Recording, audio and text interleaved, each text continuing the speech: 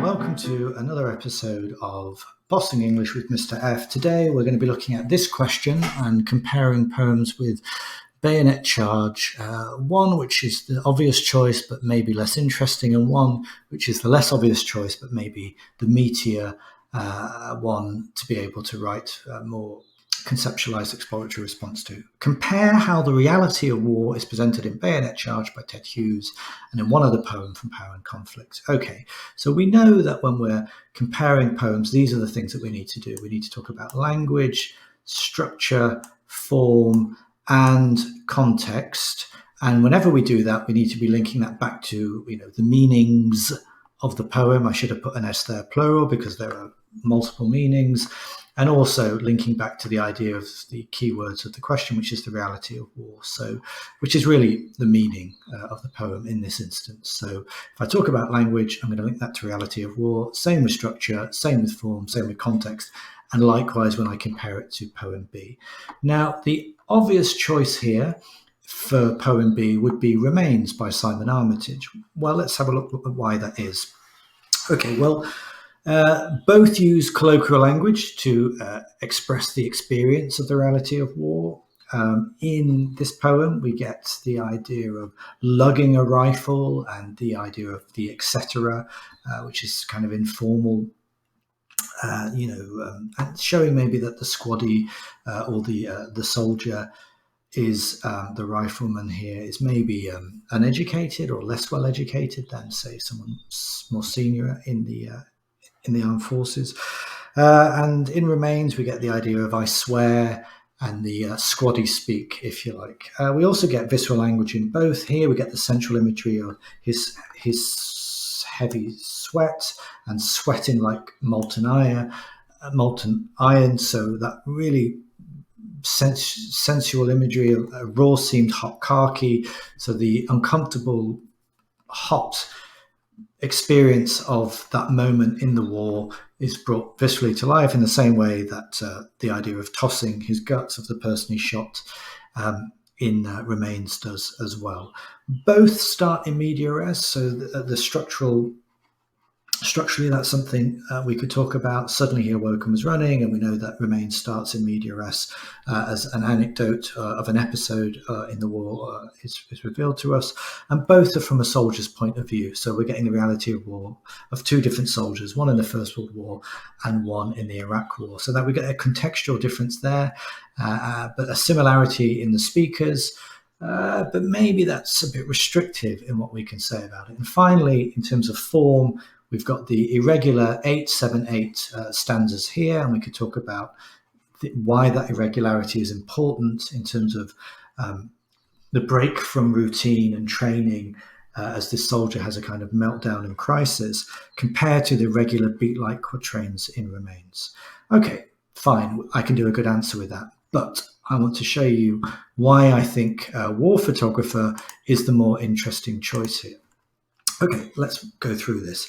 All right, both use the symbolism of tears, human emotion, in relation to the reality of war, but they do so differently.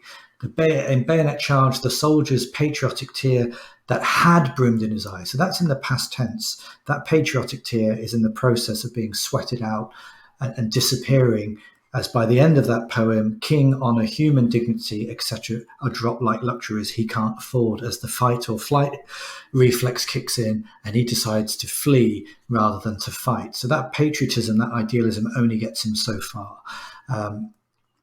as we see. And I think there's an important intertextual link there to Wilfred Owen's Pro patria more, dulce et decorum est pro patria more, it is sweet and fitting to die for one's country. I think Hughes there is suggesting a link between, the idea of, the false idealism that makes young men go and fight for their countries.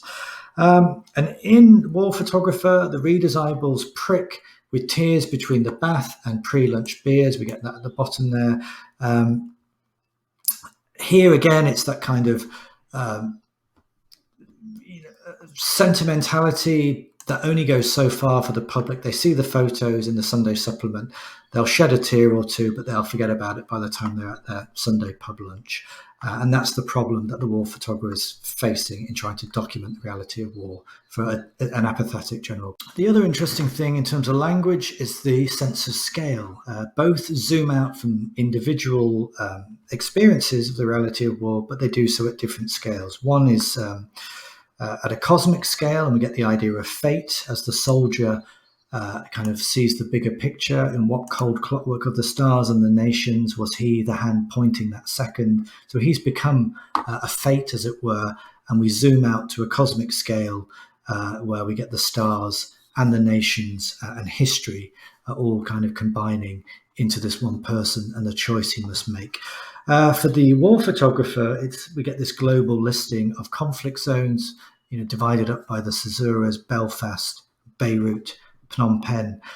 So it's zooming out on the global scale to conflicts that are maybe out of sight, out of mind for the general public. Even Belfast, which is on part of the UK in the back, the Troubles, but it's far away enough to not really trouble the rural England or the London metropolitan readers of the newspaper. And Beirut in the Middle East and Phnom Penh in Southeast Asia are a lot further away. Interestingly, both speakers are lone men, so there is a masculinity angle we could analyse there. But what's really interesting structurally is that one speaker, Bayonet Charge, is a soldier in the field, whereas the other one is a civilian in the field documenting war. So that really gives two different realities of war, from someone engaged in it as a fighter and someone engaged in it as a documentarian, as it were. Okay, both of them also use Caesura in a clever and potent way, but for different reasons. Very brilliantly, statuary in mid-stride. That Caesura there brings us midline, to pause, to be held up, and to form and function kind of collide there as we are floating, waiting for what happens next to follow. We are also statuary in mid-stride as readers. Here he has a job to do, so it's a kind of prosaic statement, a kind of, matter-of-fact statement. For him, he's earning money from this. He's not under any illusion that he's, some kind of moral savior. And then something is happening, and we pause. What's happening is the photo is developing in the tray of liquid in the dark room, and we, as readers, wait for those features to materialize of what he's photographed in the same way that he does. So we're both forced to wait at that moment with the Caesura there. Again, the same point could be made about the irregularity and the break from the harmony of the soldier's routine and the training that he had. He's in disarray. It's a moment of chaos, of conflict, inner turmoil in the war zone, where the fight or flight reflex kicks in and he decides to flee, like the hair at the end, the symbolic hair.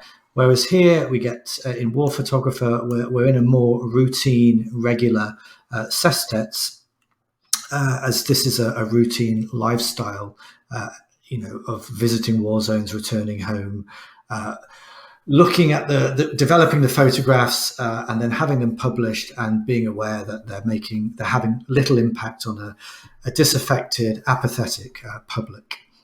And finally, in terms of context, they're both literally in the field, but as we've said before, one is trying to capture the reality of war for an indifferent public, that's the war photographer, as the other one is experiencing the fight or flight reflex as his training breaks down in a moment of crisis. Okay, so I think what we can say here is that, this is the more interesting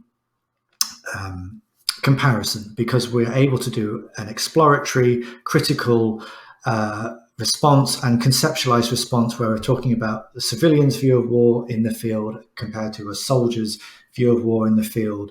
And really what's interesting is where there are similarities, I'm always coming back to but, and how there are differences despite those similarities. And again, I think that makes for a more exploratory and meaty and interesting response that may just push you up into level 6. Well, hopefully that has been useful. If you like what you heard, There will be more to follow, so smash that subscribe button, batter down on the like button, and I will see you again shortly with something else to do with English.